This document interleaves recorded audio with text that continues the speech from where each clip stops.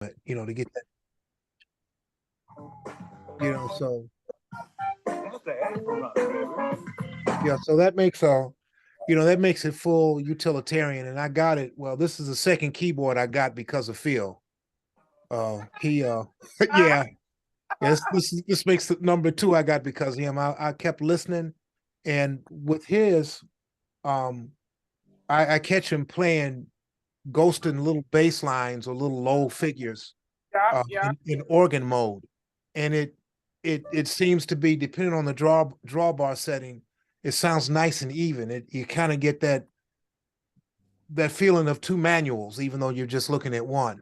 Yeah, yeah. And I couldn't do that on my Yamaha. It just gets it's yeah, where you want to play melodies is the same place that the left hand respond that the chords, voicing should be for the chords. And if you try to do it simultaneously, you have a zone split. You got a split on what, the Yamaha? No, because you're not working with this thing yet. Never mind. I'll take it back. No, I don't. Okay. I don't, but I know how to. But I do know how to split it. Uh-huh.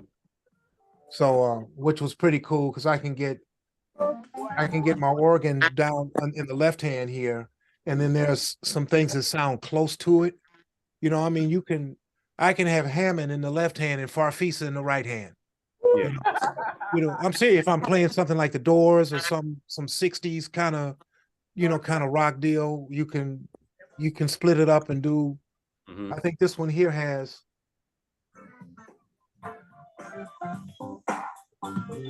it's like nine zones. Wow. Yeah, so that's more than enough.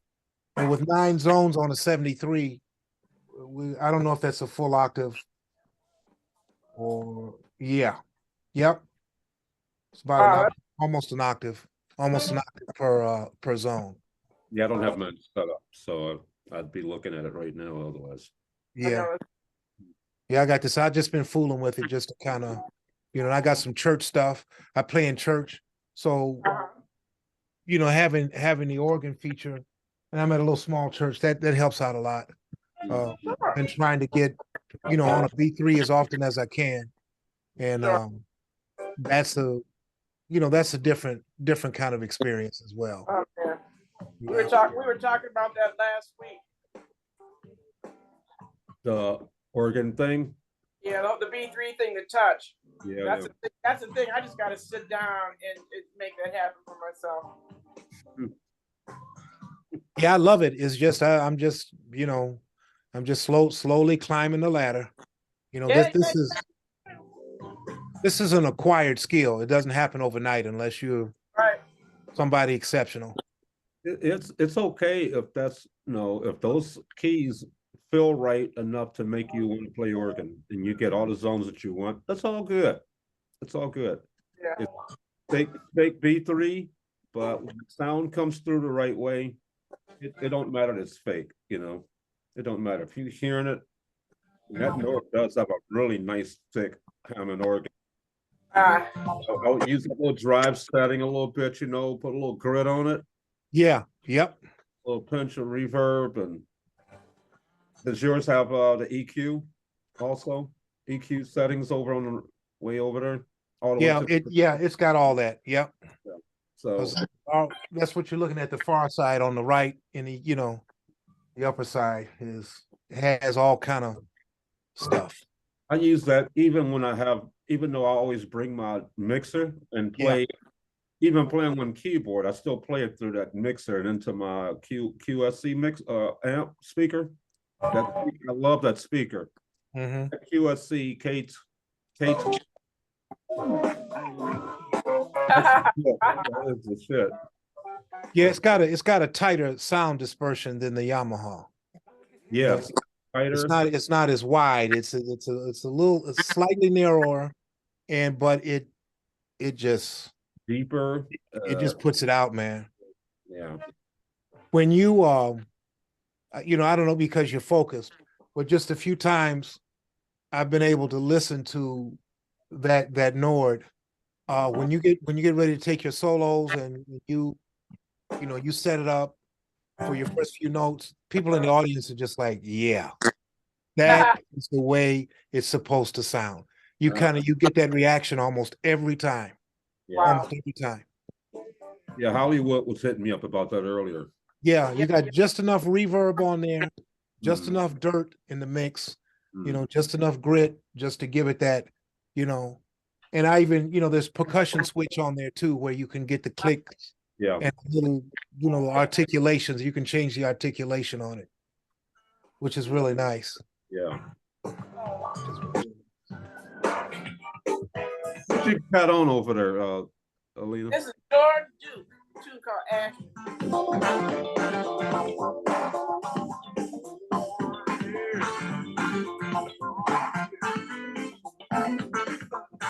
Well, I have a question. I have a question for the two of you. Okay. Go for it. What was the turning moment in your lives where you knew beyond a shadow of a doubt, this is the music was the direction that you wanted to be in? What musician or experience said, I don't want to do anything else. This is my path. This is where I'm going to be. You go first, Phil. Well, it's hard to say because I just always knew. I just kept doing it. It's just something I never thought to stop doing it, even though I had a day job and went to the Navy and did all that. I never did not consider myself to be a musician. I never thought that it was the second thing to me. I always thought it was the first. Despite whatever else I was doing, I always felt like I was a musician first. Right. No matter what. And everything else I would do for work, and because music sometimes practice. Yeah, exactly. You have a day job and make money. But yeah, man. I never thought that was second to anything. Yeah. And I always admired how you handled that, because I'm sure it just took a lot of masterminding and planning, but you seem from where my perspective, it would seem very like seamless, I mean, because some people that it never seemed like you were tied to it, just like you were always in music, you were always on the scene. So I don't know how you figure that out, working your hours and stuff like that. And I think that that's probably because you did think that way, that I'm a musician first. I mean, people have to do a lot of things, I think I always really admired that about you. And then you kept your cool doing a job that would, I mean, if I've had to take EMS and hear these people streaking out all day, man, I couldn't wait to get out of there and go and play somewhere. Yeah, that well, I would get out, because I was working afternoon shift for the most part for years and years. And I would get off of work and it'd be midnight, and we had the music menu right around the corner. Yeah, man. That helped a lot, being able to go over there, and they had music 7 nights a week a lot of times. And decompress. And a lot of different kind of bands, a lot of different genres. So it was full. And thank God stuff like that. Yeah, absolutely. It really is life-giving. It really is life-giving, I mean, even before that, we had I used to play with Mike Fleming for a long time. We had jam sessions. I always did jam sessions. Yeah. Was that at what, Gladys's or the boardroom or the boardroom? Prior to that, when we were at Scruples, when I first started doing stuff with him over at Scruples, and Scruples went over by Detroit West. Same side of thing, but north of Detroit West. Little white building, little building right there off of the corner, and there's like a parking lot, and in the first building right there, I was Scruples. Mike Fleming and Mike Brown, Rob Jones, all those guys. I started playing with them over there. That was around 83 or 4. Okay. Were you playing when you were based in San Diego? Was there any kind of a jazz outlet for you there? No. I had to come home and play.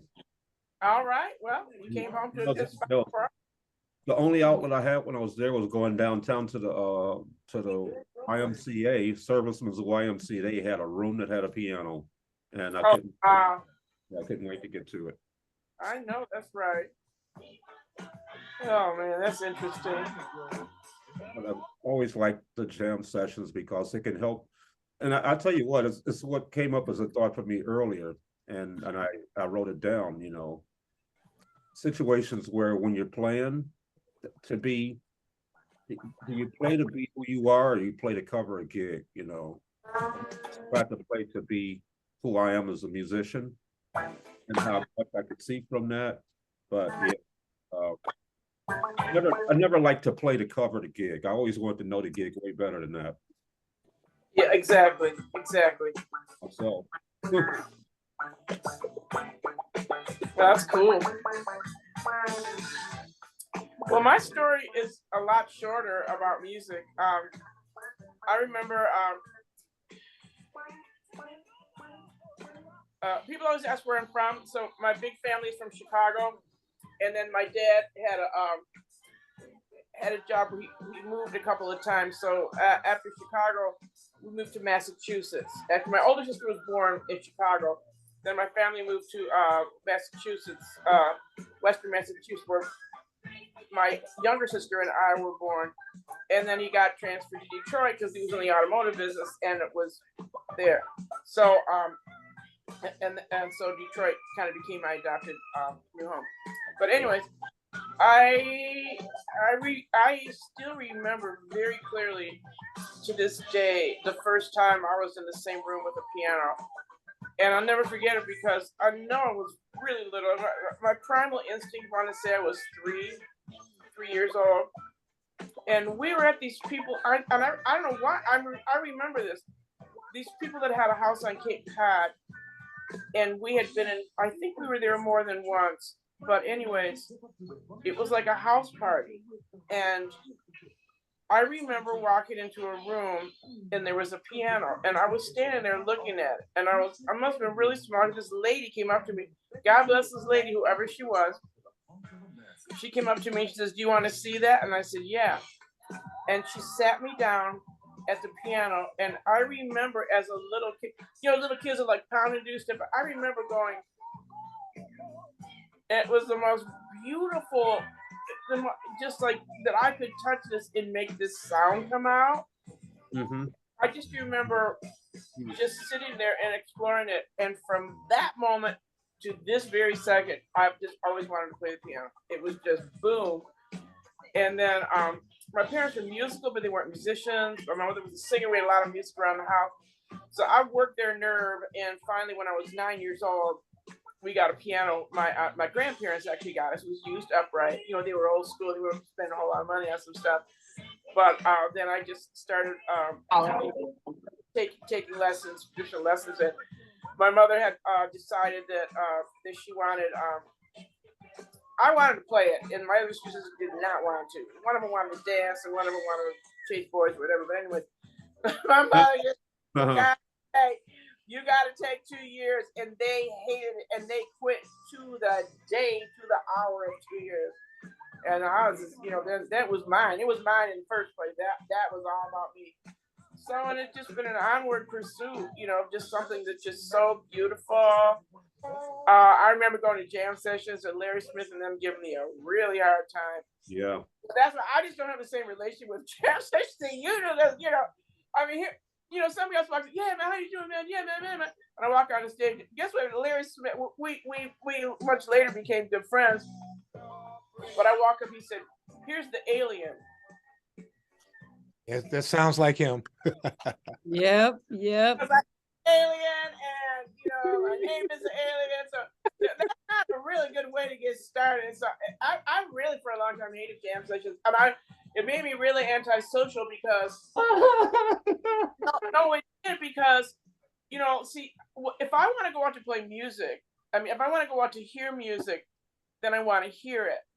Mm-hmm. But after people started recognizing me, which was better than them being really mean to me, which happened in the beginning, then they wanted me to play, and I felt like if I'm not ready, if I'm not in the right zone, or they don't know the tune, and then it was the issue of do I know the same tunes as everybody? And then I had some really horrible experiences on jam sessions with, you know, just various things that happen. So I have a really different relationship with jam sessions. You grow up in it kind of like your musical habitat. I had to go through a whole lot of other training, come back, and then enter the scene as the alien. But into each life, some rain was found. I persevered, you know. So that's and I do love getting into the zone. I really do. Yeah. And I love the free playing that you can do in a jam session. You know, when it's right, when everybody's on the one, everybody knows the tune, everybody's in one accord and stuff like that. So it's clearly innate. You know, it's clearly innate. What is that same thing in your case, Mark? When did you know you're going to be a musician? Two things. I was in school. I'm really very mechanical. You know, I can if I see something, if I see someone do something or put something together one time, I got it. I can look at something and kind of figure out how it works. I have that kind of mind. But I didn't know what I wanted to do when I got out of high school. It was a scary thought for me to think about doing something until I just got too old to do it. And I got to thinking about, well, what are the things that I like? Well, one is cars. 2 seconds, 1 second. Hey, Alena, could you go ahead and turn that music down, because it's every time somebody stops talking, it comes up. It's okay. It gets a little clippy. It gets a little clippy. Yeah. I'm leaving it on for my enjoyment. Can you still hear it? Is it disruptive now? No. Cool. Gotta get my high going. Yeah, so when I had a choice between like airplane and music. Wow. And I figured I would do music. And when I started, I'd been doing music. I had as a little kid. Between music and what? And airplanes. Oh, okay. Yeah, because I would have been. What I heard you say. Yeah, I would have been a lifer in the military. I probably would have been in the Air Force, and you know, I wanted to do electrical systems in airplanes or mechanical systems, you know, things like that. For it. Yeah, well, I know I've got the mentality for it, and because I love that kind. You know, when you love something, you guys were talking about how you were drawn to it, but music was always fascinating to me. When my family, where we lived right off the boulevard, just a couple of blocks down from Hitsville. So in the summertime, you know, during that time, we didn't have air conditioning or anything like that. So, you know, sometimes, you know, we get in the car, there's 5 of us, and we get in the car and on a hot summer night, and it's kind of cool in Detroit, you know. And at that time, Lindenwood, Dexter, Woodrow Wilson, Hamilton, 12th Street, all those places were just people would just walk up and down the street.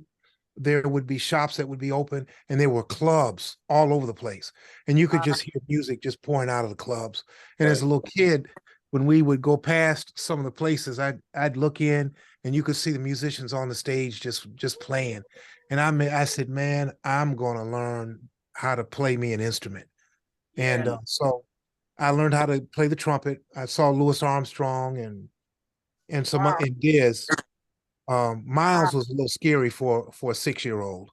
Oh no! Yeah, so he was a little too adult. 15-year-old.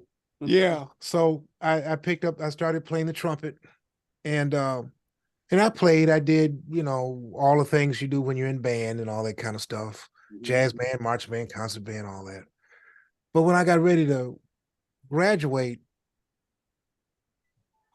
I knew that this was something. I knew I had to make a living doing something. Right. And so I chose, long story short, I chose music, but it didn't kick in until 2 things happened to me.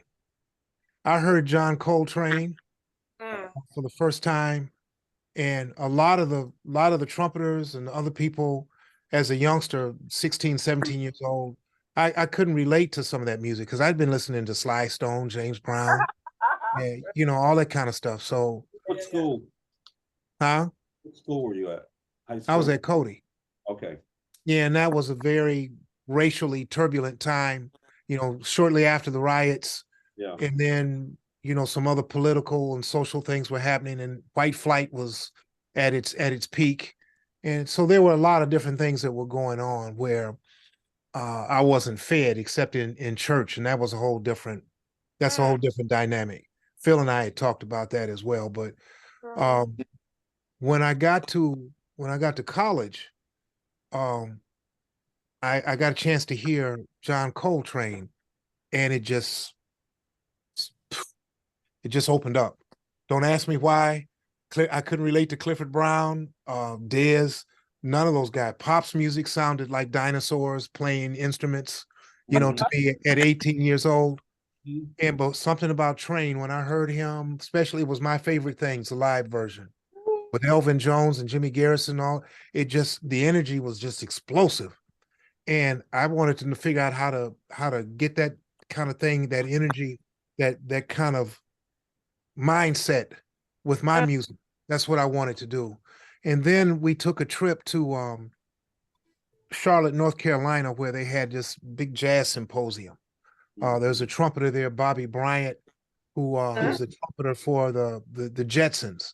When you hear the Jetsons, that guy that plays all those high notes and things like that. Well, that's Bobby Bryant. Oh He's wow! Oh wow! Bobby's gone now. I got a chance to meet him, but Slide Hampton was there.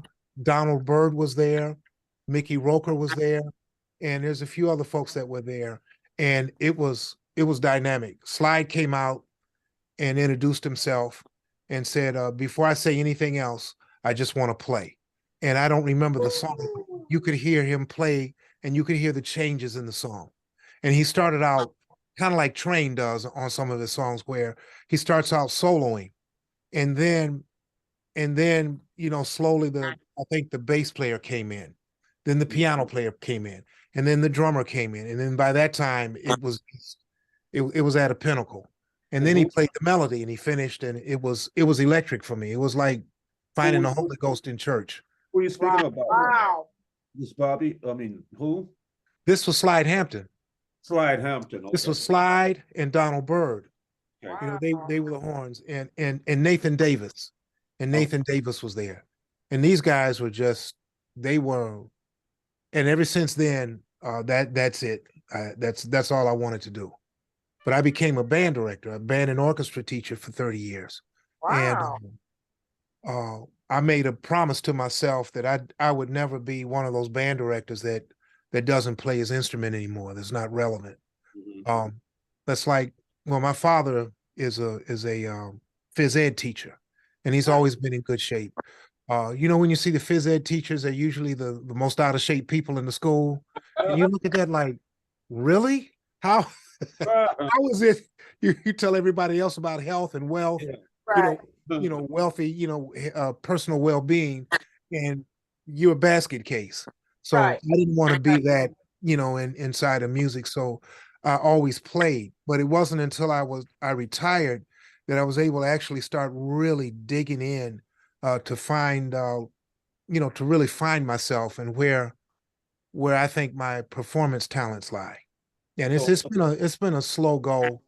I've That, gotten all kind of naysays about piano playing, but if you don't if you don't understand the piano, then there's a lot of things about music you won't get. You just won't you can't get it by playing a single line instrument unless you've just got something special happening. that brings up another subject, like I said from earlier. Playing a gig, but being who you are. I mean, what does that mean to you when you are on a gig and you're able to be who you are in the midst of that gig? Does it have a meaning for you at all? Me?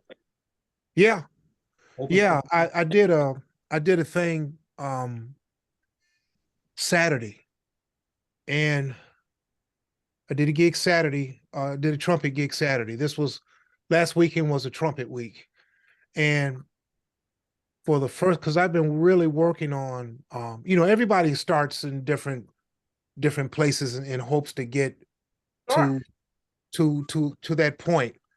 That is this has been the, I don't know, it's been free, it's been consistent where I've been able to reach in and just and clear everything else out of the way and just focus on what I want to say. Focus on having a conversation with the music, having a negotiation with whatever's going on with the music. And it's not about the people. It's not about, there's no distractions. There's none. And I think I had a lot of those distractions because Detroit had, when we were younger, there were so many different musicians. It was ridiculous. Yeah. Detroit, I mean, it still is, but those older guys, they were phenomenal. Oh my God, yes. And they have played with whatever your albums are.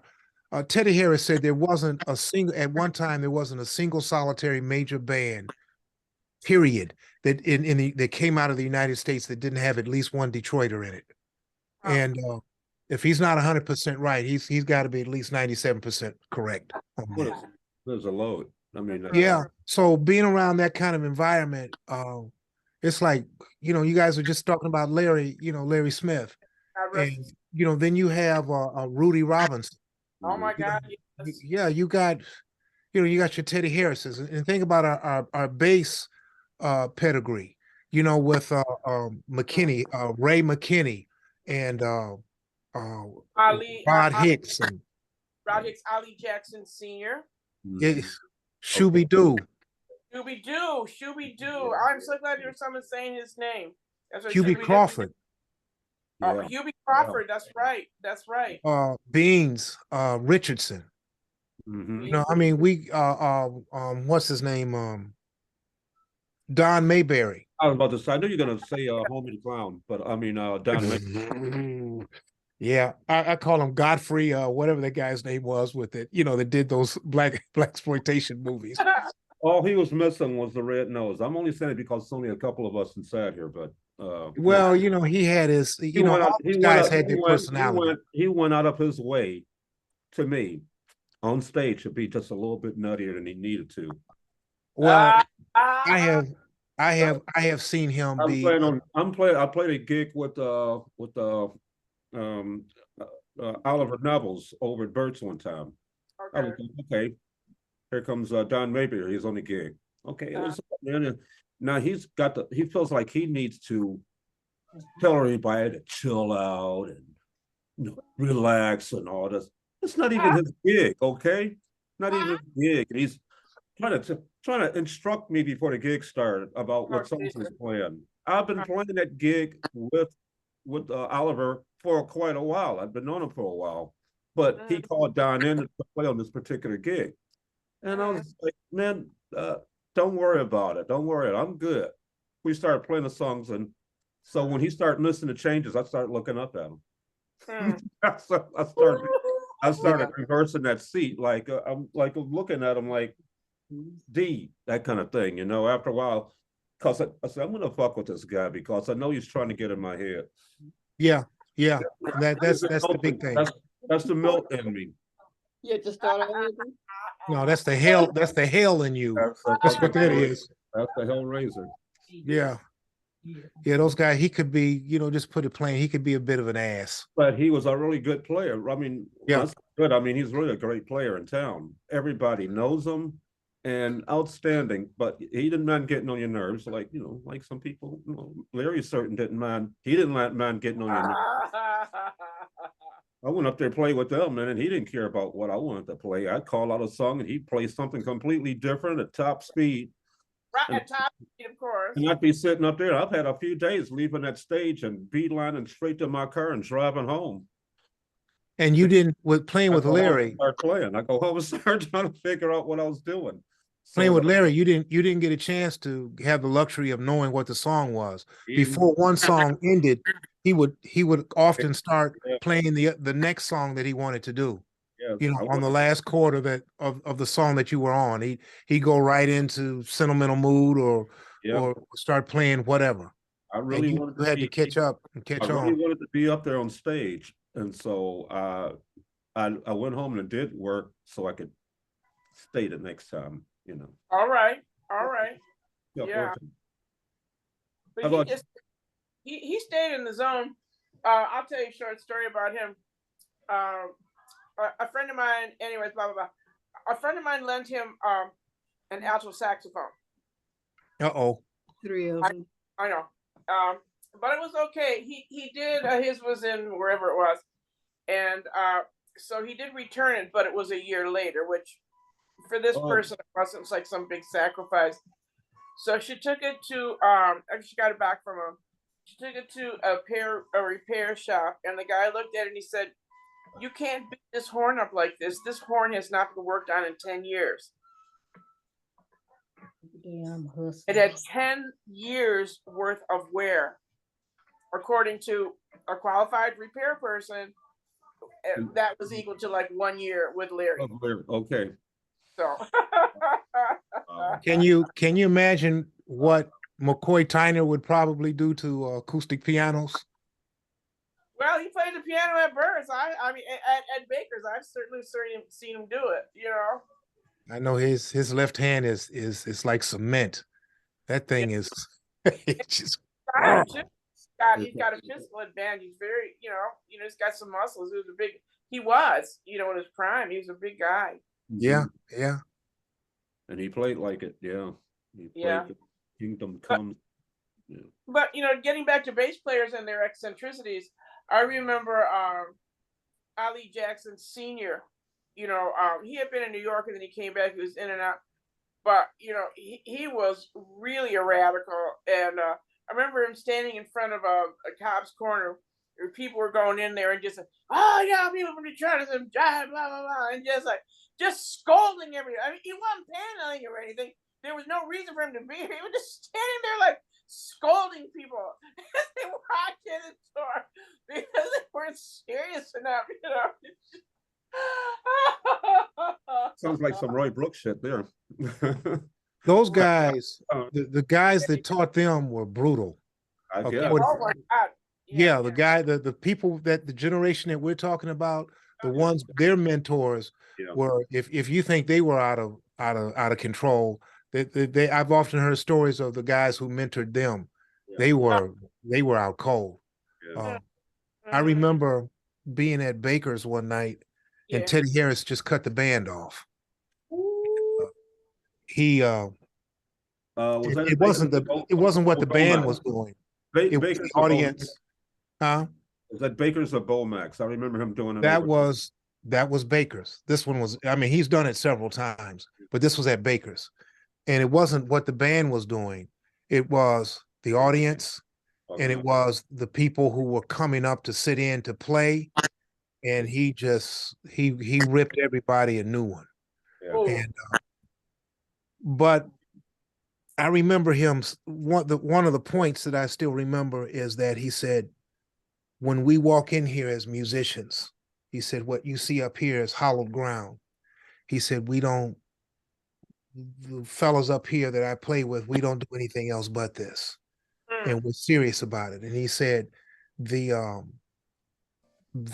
biggest appreciation you can give to a musician are two things. One is your attention, and the other is your applause. And he said, never cost you anything. And he said, for the individuals who come up here, he said, you need to know that this is hollow ground, and we have prepared for this.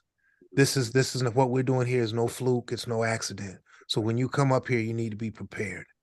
And after that, you could hear a pin drop all night in that place. And they got into it. I mean, the music just got that vibe to it. It just exploded. I think Lawrence Williams was on that hit, and I don't remember. I think Don Mayberry was on that one. And there wasn't anybody else. I think that was it. Every now and then Robert Lowe would play with them. Every now and then. Yeah. It's a lot of history in Detroit. Yeah. That's really interesting. I would read a lot of like Hindu and Buddhist texts and sutras, all like that. I just all the time. I got a bunch of them. I got them in boxes around here somewhere. In doing that, it gave me a picture it gave me a picture about when you do something and it comes out of you, Yes. something that's deeper than you. Yes. It's always this link of some separate you trying to link up with some greater part of yourself that's really already you. Yes. So in playing music, I try to look at that because anything that I can read about, like God, I can Yes. I can also flip it and make where I'm talking about music. Absolutely. Because music doesn't have a sound. Hmm. Sounds occupy musical space, but music Oh, wow. Okay. particular sound. Music doesn't care if it's country or western or gospel or music doesn't care. The people who play, that's their participation in music, is they're coming from an angle that, and music is what is big enough to allow for it. So in a sense, I try to get into a musical space that lets a lot more happen than what I can actually do on my own, what I can actually come up with on my own. So the spontaneous playing to me, and that's why sessions like that don't really bother me. I don't mind playing in jam sessions because in the end, I really just want to manifest this thing. You know, I want to get Right. into this group. I want that group to take me and show my tendencies and all like that, all things that I'm doing that makes me crazy after a while, and take me beyond it. And Right. that's really what I try to do. I have no idea what I'm doing. The jam sessions help me practice my focus. Helps me practice not having distractions. Um, this past weekend, I did, and during the week I did about 4 gigs, and Okay. each one had the same um, consistency Mm. for me as an individual. Okay. And one of the gigs was absolutely, in terms of sound, was horrible. The Mm. sound guy was, I felt isolated. You know, those gigs where you're playing along and you don't know how you're, where your blend and balance is with, with the group. And there's maybe someone behind you. I mean, it was a small setup and the drummer was right there, right Oh, behind me. Bass player was right there. And Mm, I couldn't hear the I couldn't key. hear myself. I had to really turn my board up so I Mhm. could just hear a little bit of myself, and it was wow. getting very frustrating. And it's just like doing just like this in my mind, and I just decided to there's nothing I can do about that. Right. So if I get pissed off, guess what? The situation is still the same. Yeah. If I Right. remain calm and have inner peace, and I'm able to stay focused on what I'm supposed to do and how to create from that space or that position, Mm. then everything works out. Yeah. And what Phil was saying earlier about being able to take little things that you learn or that applies to this area here and doing that to your whole life, where you're able to do those things with family members, with situations that can really make things very emotional for you and Yeah. emotional in a negative way. Mhm. There's nothing wrong with being happy. I mean, we're going to get pissed. We're going to have good days, bad days. Mhm. Those things happen. But being able to be in a point where you are constantly seeking balance in your life, that's what's important. Yeah. And I've been lately, it's been working. I've had to read a lot of different books that allow me to understand how to generate peace and balance, and then how not only that, but how to practice, how to put it in practice. Because you Mm. can read about something or have a discussion about something all day long and understand it, but to actually put it into working practice under all different kinds of conditions is something else. Mm. And this is starting to unfold for me. I'm starting to actually peel back the layers of this, and it's helping me not only as an individual but as a musician to help me just to start to raise my level a little bit. Wow. Good thing when it's all around, right? Yeah, and even when it's not, it's in here. No, You I'm know, saying it's once you start making a connection, it's an alignment. That alignment is not just in one place, it's in a whole bunch of places at the same time. It's that's a you knowing that you can make a link and be a part of and profoundly embedded in something that's greater than you. So that's a hell of a way to go about it. But music can help you get there, because we have to work that already anyway, right? We're going to go up and play a song. Okay, what am I going to do to it? What am I going to do when it's my turn? I don't care who I listen to all day. When it's my turn to go up and play, ain't nobody else up there but me. Right.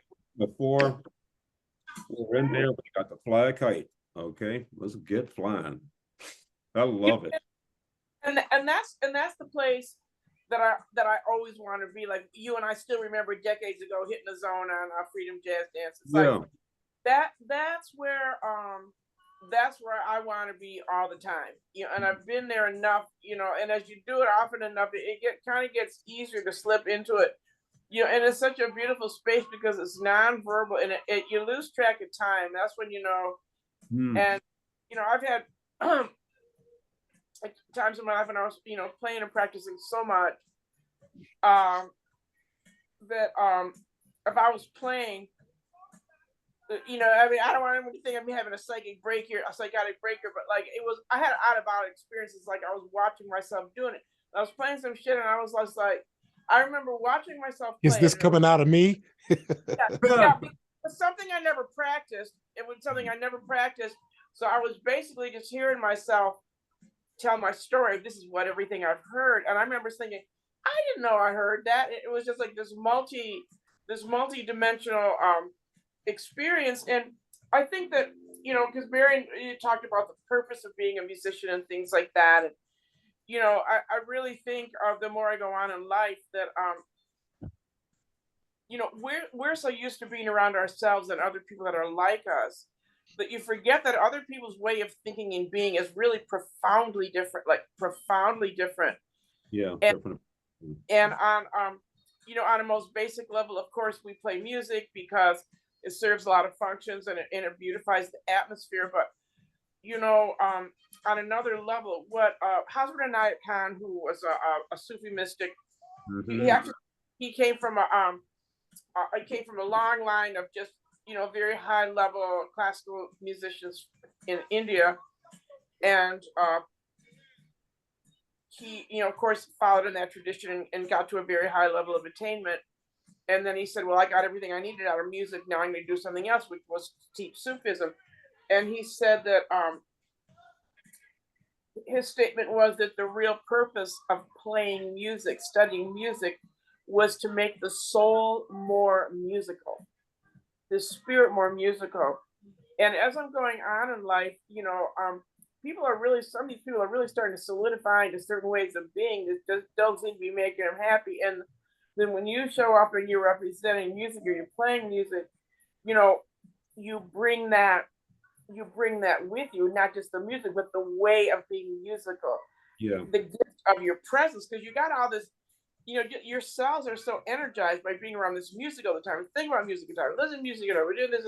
Even if you have a bad day or everything, you know, it's still with you. And so even before you hit a note, just your presence really has a function of lifting people up, which they really need. And more all the time when your inner world is just so under attack. I mean, what is the number one product? You know, what is the number one commodity that everybody online and everywhere and everything wants from you? Your attention. They want your attention. So now people, you know, a beautiful spring day, all the flowers are out, the sun is shining, people walk around the phone staring at their phone. They can't go and they look like, and even like the posture. I mean, not to go too off track, but no, I got you. Yeah, I hear you. The posture, you know, the guy Cesar Milan that trains the dog, that says if I had a really abused dog, I could actually change. And you know the how they hunch over and the tail stuck in it. He said just by encouraging the animal to stand up and have a normal erect stance, that it will start to heal him from the inside because his body's getting back in alignment. And I think that of all the damage done, I mean, everybody looks so discouraged. They're like a human sea. They're just, you know, just like a curve. You know, it's a posture of defeat. You know, you're hunched over, you're looking down, and whoever you're looking at has got more money and looks better than you, and just like, Well, and music, of course they turn that into something else entirely, but this, there's a certain palette that you need for your music to exist. It has to be quiet. Can't be a lot of bullshit going on, and just all those kind of things, and they're even worming their way into every last crevice of your mind. So it's more important than ever to stick to your guns. Vibe-wise. And I'll tell you something else. Let me just finish this, and I want to hear about. I stick up for my sound rights. And if I'm somewhere, somebody's playing some stuff too loud, I ask them to turn it down.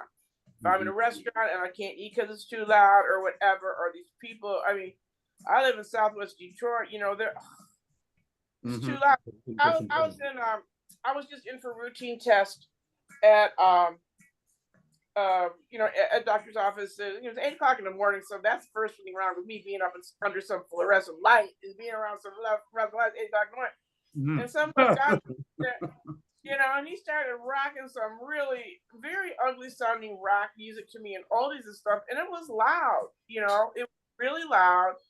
And there was about 20 people in there that waiting for a medical test. At least one of them was going to get a bad report. I mean, do you really? So I finally just said to him, I said, "Can you please turn that down?" And he looked up really surprised. And I said, "Can you please turn that down?" And his wife was sitting next to him. She said, "Thank you." And he said, I said, "That's for your personal listening. So if it's for your personal listening, just turn it down so that you can hear it. But no one else should have to listen to that." And people don't think that you have that right to do it, but see, the thing about it is that, like, if someone's doing something you don't like, you can look away or you can remove yourself, but you cannot close your ears. People have no right to break and enter, your hearing. Anyways, I'll go off into a whole other tangent. And I'm sorry, Mark. I know you had something to say. Oh, no. You were in the flow of things. Yeah. You were talking about people with their heads down and being unhappy.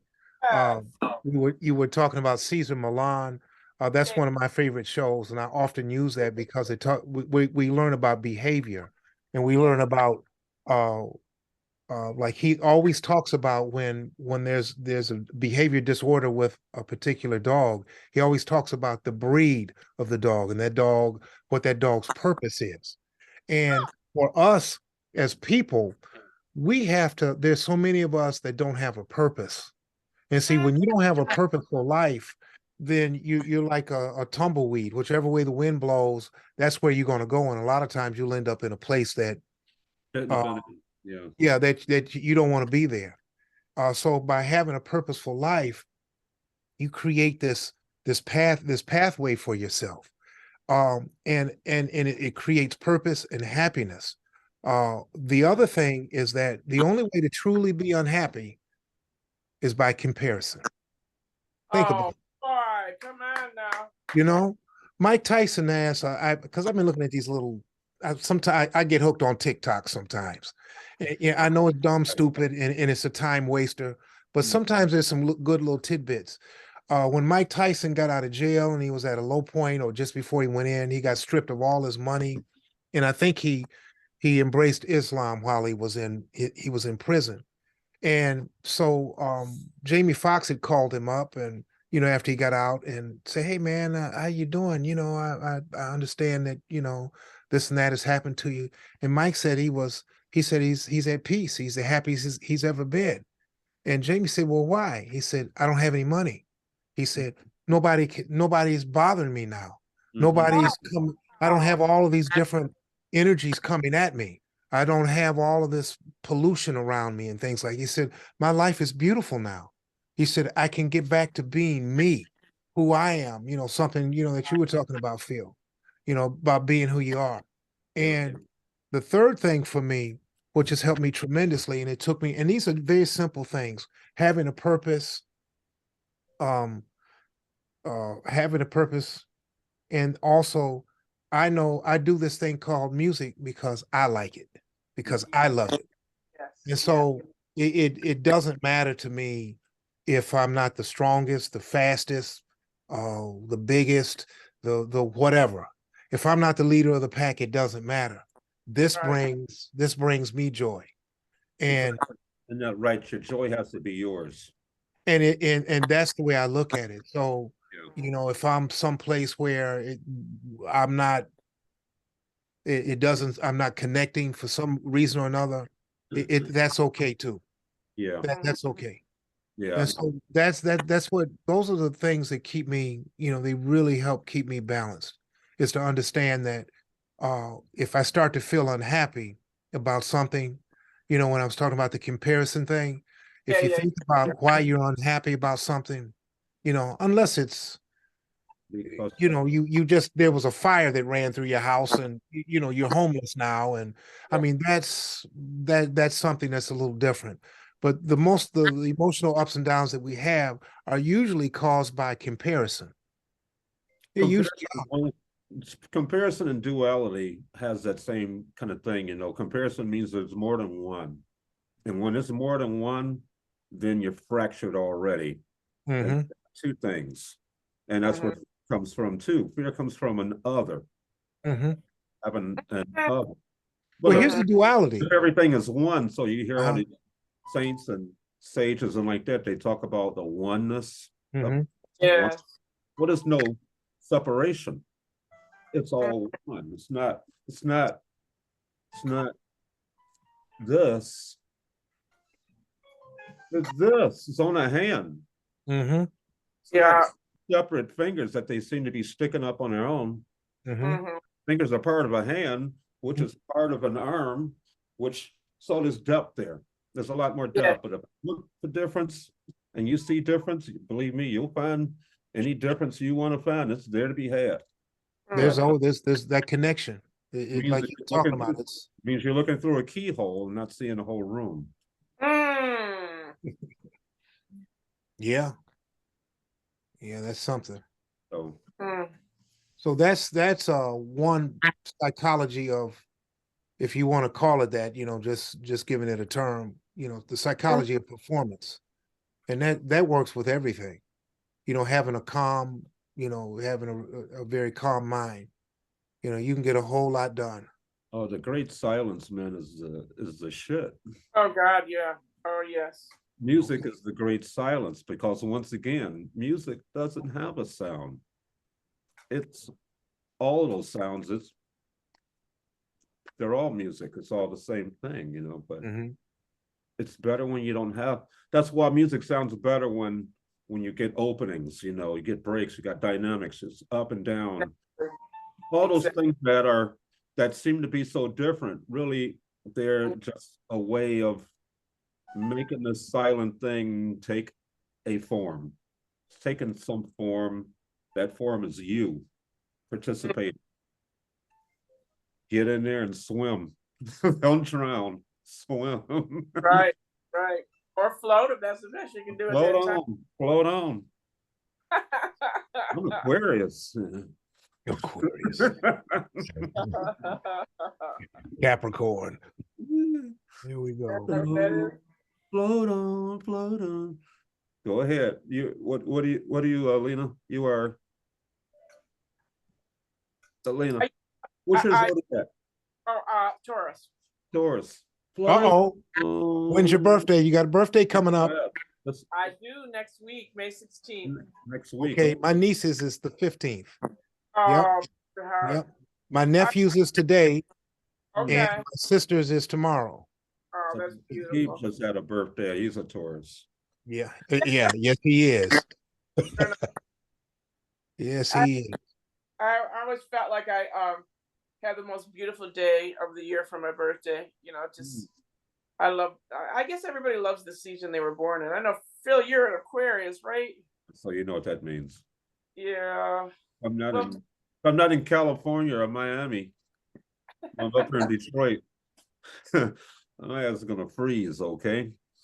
Well, no, that's right. Well, right around Valentine's Day, so that's but yeah, that one of my sisters is an Aquarius, and I always think, well, she got that, you know, that's the whole season of Valentine love, all that kind of stuff. So that's a beautiful time too. Yeah, yeah. Oh man. Well, listen, I kind of feel complete with this conversation. I know we're just about at the witching hour, and I feel very enlightened and full. And would this be a good time to call it, or at least for me? I would say yeah. Okay. I would say yeah. Mark, I'm so glad you No, showed no. up. It was a great conversation. It was really, really good talking to you. Yeah, Well, my likewise. I enjoy this. This is next level stuff. Yeah, it is. I know Yeah. this is just the tip of the iceberg with this kind of thing. We're just getting it going, and and the technical stuff. I know it's exasperating, but like you say, if Malik can help you, or if Mark, that's getting the Yeah. audio, and that's the only component that we need, because we got the vibe and the Yeah. Mhm. Just something that I feel like I'm really close, but Oh, you are. You it- are. I got a few more minutes. I mean, well, I got a little bit of time. I got to get up early, but yeah, same here. My car, it doesn't matter. I don't even have my car. This is the second day of me trying to get after I changed my two front tires.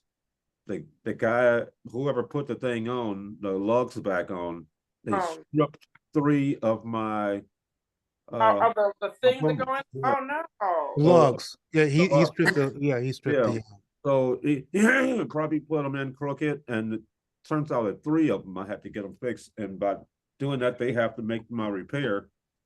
So So they're gonna Yeah, take that's guerrilla stuff. You're supposed to put that stuff on by hand, and threads and things yeah, like that are probably by had it right on the feel. tip. Probably had it right on the tip of the drill and just put it in there. Just right, yeah, on the impact gun. Yeah, that's what that is. Yeah, you don't do that. That's not the way you do things.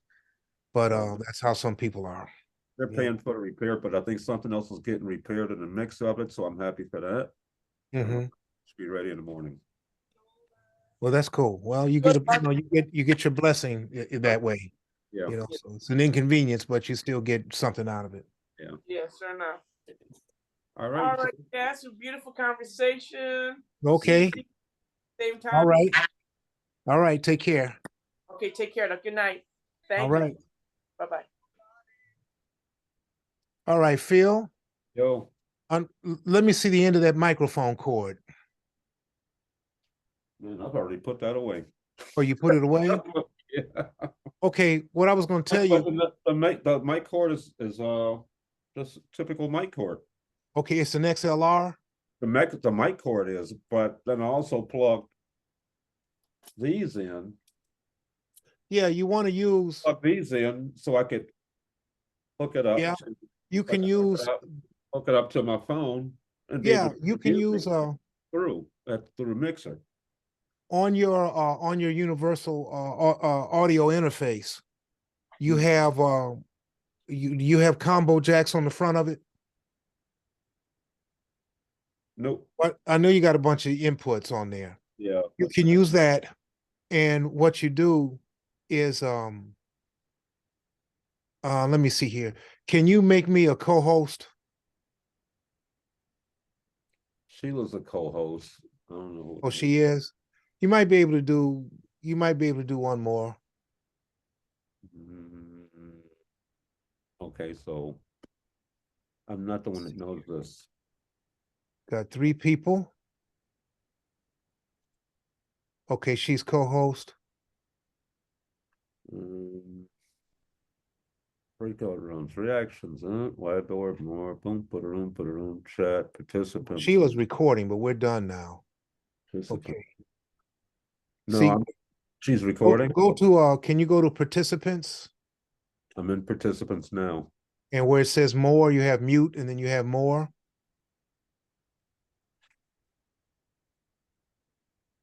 You may have a provision where you can give me a co-host kind of deal. My more on here is talking about Facebook and live on Workplace and live on YouTube. This is with the participant. Go back in. I don't know. Why are you doing this? Okay.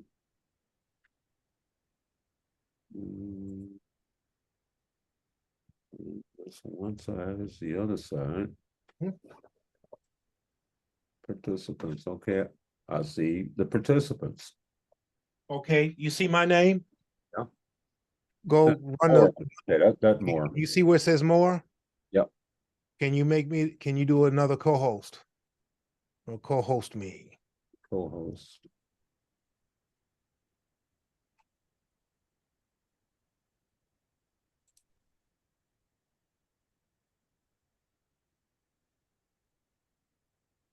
Man, I got these doggone glasses with bifocals on them, man, and I'm gonna do like this all It's the not time. letting me.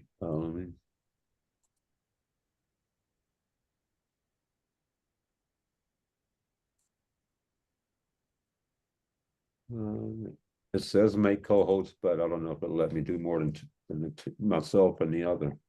Well, see, you can always take it back. Mark Croft, the meeting host. Make Mark the meeting host. Nope, co-host. No, okay, make co-host. There we go. Okay, you're a co-host. Okay, now and Sheila's still a co-host. Now, when I go to screen share, share screen, right? Okay, let's see here. Starting screen share will stop others' computer sound share. That's okay. Okay, now what I've got, when you go to screen share, at the very bottom of screen share, you'll see where it says share sound and then optimize for video clip. Do you see that? Uh-huh. Okay. What you want to do is select that sound share box. Done that already. Oh, you've done that already? Yeah, the thing even telling me on the top of my screen in green, you are sharing computer sound. Okay. So I'm going to come out of mine. That's Now, it. That's it. I can't make it. It doesn't. Okay. No, this is the beginning. That's cool. Now, well, you said your microphone is, I mean, is it just something you just have to unravel and connect back up, or you? Then there's also the mixer too. So I have to plug the mixer and then get the. No, we're not going to use the mixer. We're going to use the interface. No. It's a 1-2 deal. I mean, unless you got a bunch of stuff hooked up to it. Yeah, right now, that's. See, Well, let me channel that keeps playing through. It still needs to go in the shop. Okay. It's got All a way right. to work it right now. Because I'm sure you have inputs on the back of it, right? Uh-huh. Yeah, because I have a Focusrite and it's got 8 channels on that, and I've got it's a really nice deal. What you got is just premium, man. That's the good stuff. But what you do, since that's already since the universal. Hello? You still there? Your screen froze.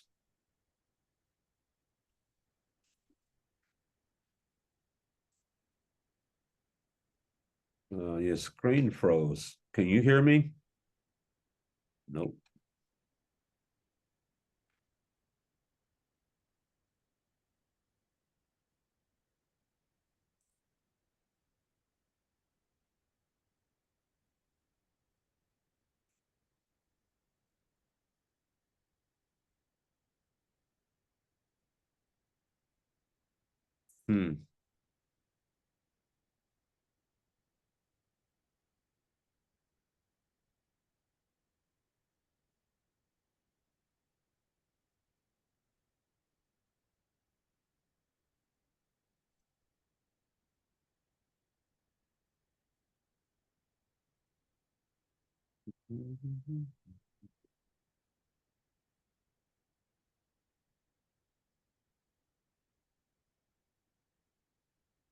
Unmute. Okay, something crazy just happened. Yeah, you froze right up. For a minute. And it's still carrying you slow.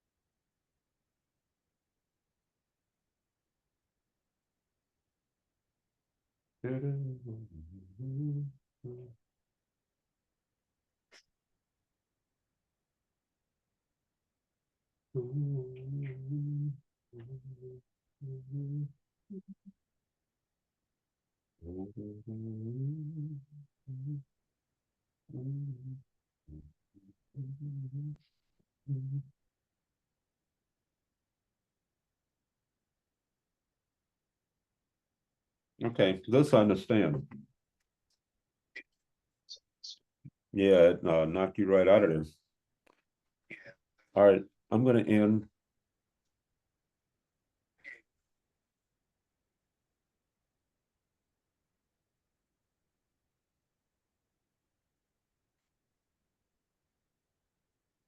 I'll be right back. I'm gonna. There.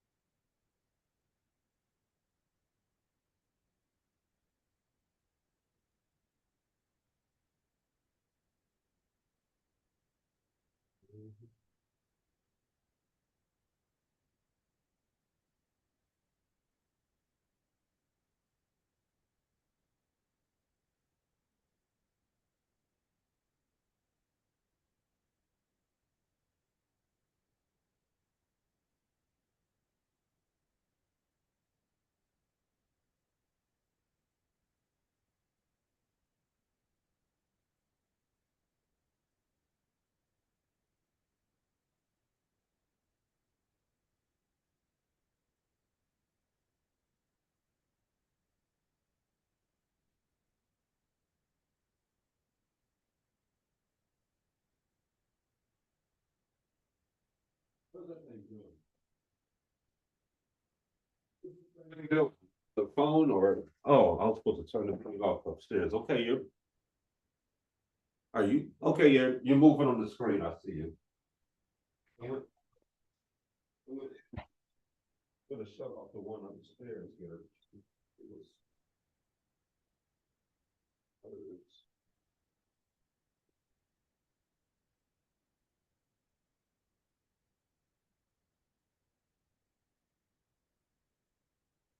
Hmm.